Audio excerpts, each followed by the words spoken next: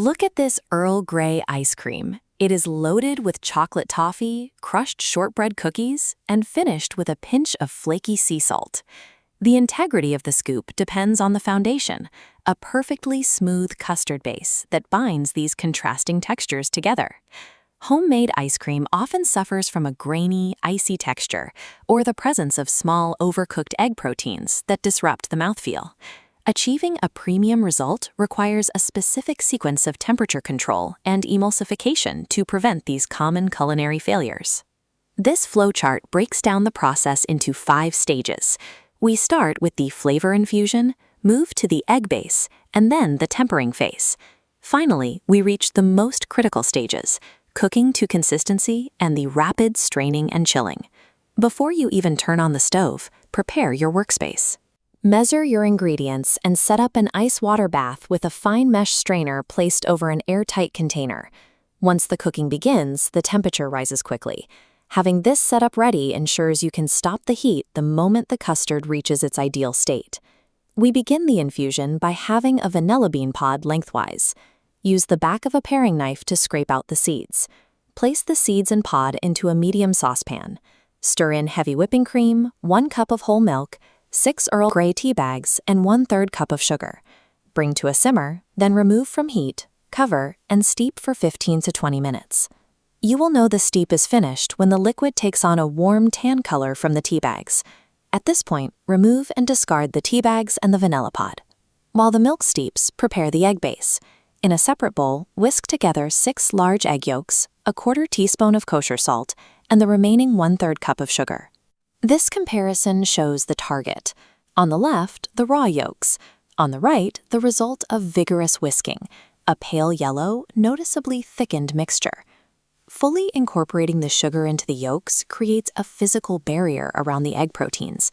This buffer prevents them from coagulating too rapidly when we introduce heat. Now we navigate the tempering phase. This serves as the thermal bridge between the hot milk and the cold egg mixture. Adding hot liquid directly to the eggs would cook them instantly. Tempering allows us to raise the temperature of the yolks without scrambling them. Ladle exactly 1 cup of the simmering milk into the egg yolks in a slow, steady stream, whisking constantly the entire time.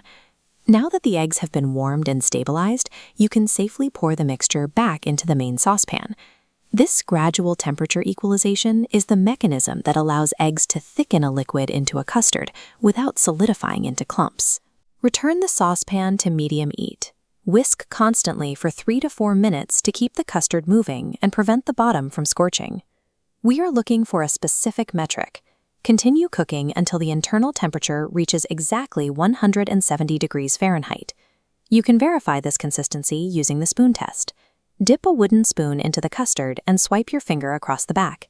It should leave a clean, stark line that does not bleed. If the liquid runs into the gap, it needs more time on the heat. Reaching this exact viscosity determines the final texture. This thickness is what provides a dense, rich mouthfeel rather than a thin, icy one. The moment you see that clean line, remove the pan from the heat. Pour the hot custard directly through the fine mesh strainer. This provides a final quality check, trapping any stray tea leaves, vanilla fibers, or microscopic bits of overcooked egg. Place the airtight container immediately into the ice water bath you prepared earlier. Monitor the temperature until the custard drops to 40 degrees Fahrenheit. This rapid chilling halts the cooking process, locking in the silky texture and preventing residual heat from toughening the eggs. The fully chilled base should be thick and smooth, with visible specks of vanilla beans suspended throughout the liquid. Transfer this base to your ice cream machine and churn it according to the manufacturer's specifications.